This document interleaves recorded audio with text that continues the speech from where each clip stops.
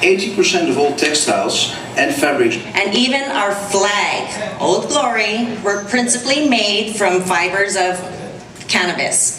For hundreds, if not thousands of years, until the 1830s, Ireland made the finest linen and Italy made the world's finest cloth for clothing with hemp.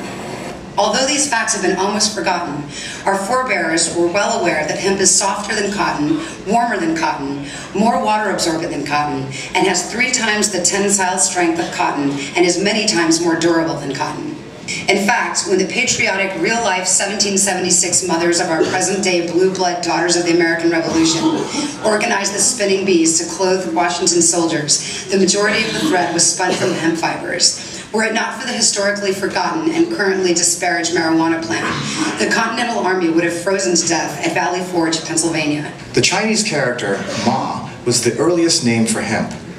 By the 10th century AD, Ma had become the generic term for fibers of all kinds, including jute and ramie. By then, the word for hemp had become Tai Ma, or Dai Ma, meaning great hemp.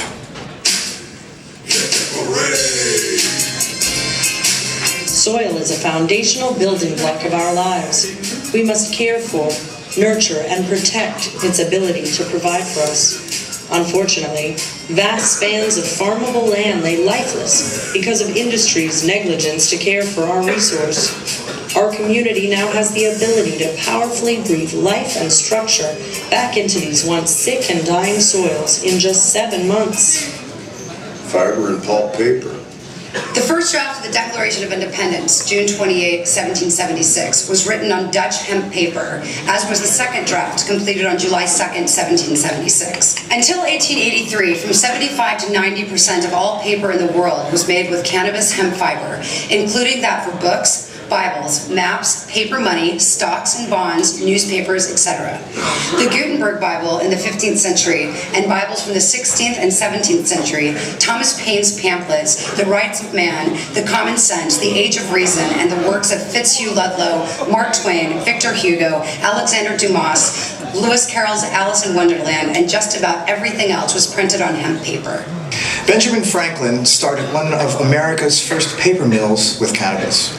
This allowed America to have a free colonial press without having to beg or justify the need for paper and books from England. Rope, twine, and cordage. Virtually every city and town in the world had an industry making hemp rope. Russia, however, was the world's largest producer and best quality manufacturer, supplying 80% of the Western world's hemp from 1640 until 1940. Also are canvases.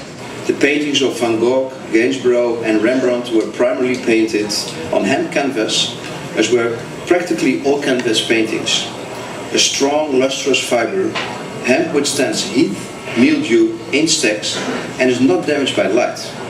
Oil paintings on hemp or flax canvas have stayed in fine conditions for centuries.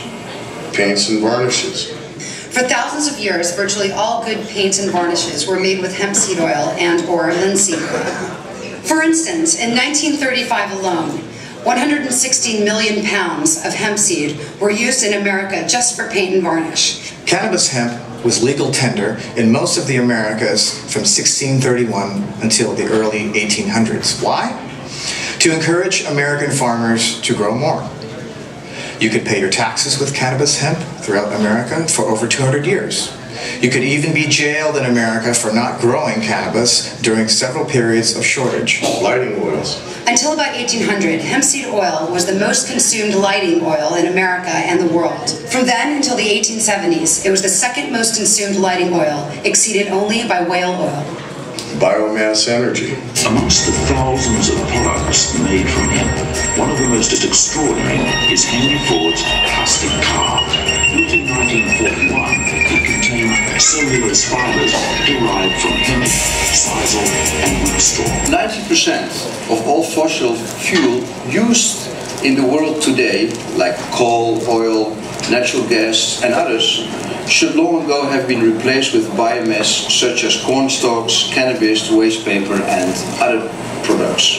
Biomass